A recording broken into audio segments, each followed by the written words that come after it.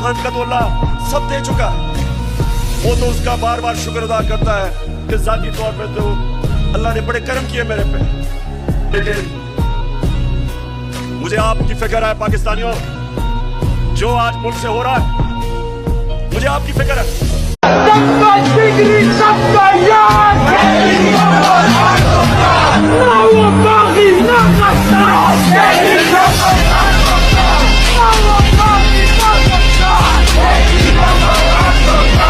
मैं पाकिस्तान आर्मी से हूँ, मैं गाजी हूँ और मेरे घर में छापे लग रहे हैं।